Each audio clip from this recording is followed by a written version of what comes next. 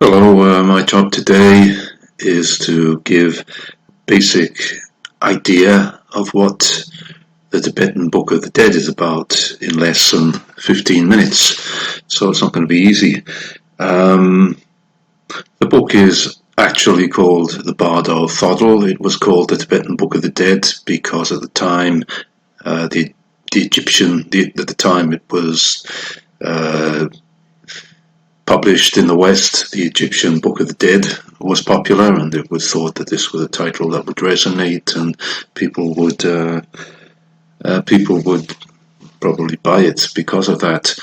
But what is it about? So, the Bardo Thodol is about the in-between state between being dead and being born. So really, it's about the in-between state between lives, between dying and being born again. Now, according to the Tibetan tradition, there are many bardos. Sleep is a bardo, death is a bardo, and even in the in-between state between one death and the next life, there are many bardos actually, and the Bardo Thodol talks about these bardos, these places. So there are some differences between the Theravada and the Vajrayana on this. So according to the Theravada tradition and the Abhidhamma tradition, at least, one is born again according to one's karma almost immediately after death. However, according to the Bardo Thodol and the Tibetan tradition, one can stay in the in-between state for up to 49 days between death of one life and the beginning of another life. So that is a difference. Perhaps it can be resolved in various ways, which I won't go into here. So, when one is born, when one dies, there is a period called the bardo of the moment before death, and during this time, which the length of which depends upon the moral and meditative qualities of the individual, it's possible to see the luminosity and emptiness of reality and be automatically liberated and become enlightened. In this case, the person involved doesn't even progress on to the bardo. That's it. So they have recognized the luminosity in the moment before death, and they are enlightened. They don't go into the bardo, and they will not be born again. So no need for a bardo. In the Tibetan tradition, there is often talk of the rainbow body, and I think that this is related to really the fact that when one sees this, either here or later, with the bardo of the peaceful Buddhas, one is automatically liberated and achieves a rainbow body. So some people think the rainbow body is actually happening to the dead body after death. I don't think that this is the idea. I think that the idea is that the body stays the same, but the ethereal body or the subtle body achieves a rainbow body because it blends into one with luminosity, with emptiness, and the individual becomes enlightened. So I think that Tibetans often look around for signs in the sky and rainbows and things like that an individual has achieved that rainbow body. If you can't see the luminosity at that moment, and not many people can in the moment before death, they say that if your karma is bad, it will be over in the a split second, and you won't even recognize it. If you've lived a noble life, then it could last as long as the time it takes to eat a meal. Anyway, if you are not enlightened, if you're not released, if you're not liberated at this stage, you will pass on to the bardo of becoming, and the first thing you will experience then is the bardo of the peaceful Buddhas. Many different Buddhas will come to you. The Buddha families, 5 Buddha families will come, and they're all different colors, and they all have great brightness and amazing colored light qualities. However, most people will be scared by these bright lights and will run away from them. So actually you're running away from salvation, running away from enlightenment. But under the heavy weight of past karma, people will not realize this, and they will run away to something that is more comforting for them. So it's just worth making the point at this stage that the individual is actually seeing the workings of his or her own mind. So it's the internal workings of an individual mind. You don't realize that what you're seeing is the unfolding of something within your mind. Anyway, so the individual will run away to something more comforting, and there are 5 lights. Now, the lights of the Buddhas, the peaceful Buddhas, are bright and frightening to the individual. However, as I say, under the weight of karma, but the lights of these 5 other realms are very peaceful and enticing and pleasant to the individual. So there is the white light, and this is the light of the God realm. So if you go here, then you're going to be born as a deva or a god. Soft light, soft white light, not bright like the light of the Buddhas. And there is the red light of the jealous gods, which is a place of eternal argument, and that's soft red. You don't really want to be born in any of these places if you can help it.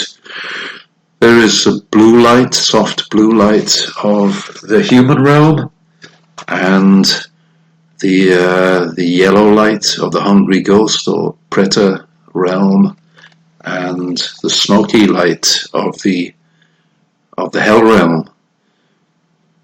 So all of these really what the individual should avoid, because it's going back into the cycle of samsara, the conditioned world, if you take any of them, although the God realm and the human realm are thought to be the most desirable if you have to go there. So the individual has the opportunity to accept the salvation offered by any of the 5 Buddha families that will come, but under the weight of karma might not recognize salvation when they see it and be more attracted to these soft lights. And in that case, they will get yet another chance. So there is then the bardo of next comes the bardo of the Vidyadharas, and these are kind of spiritual beings that exist in space and could be kind of relationship with the idea of the pure abodes.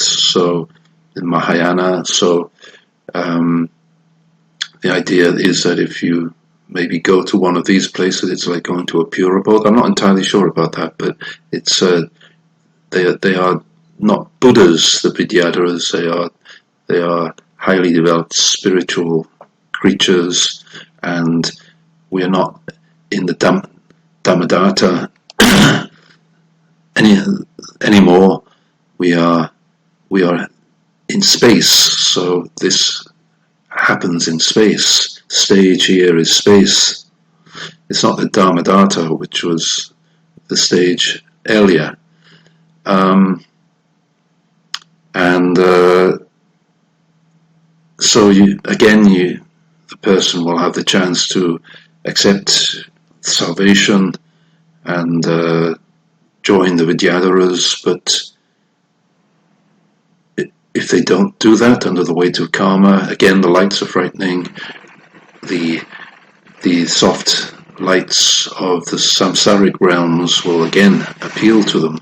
So if they don't see their salvation in the Vidyadharas, they get yet another chance. There is the bardo of the wrathful deities, which are the same 5 Buddha families coming back now in wrathful form, tearing bodies to pieces and angry.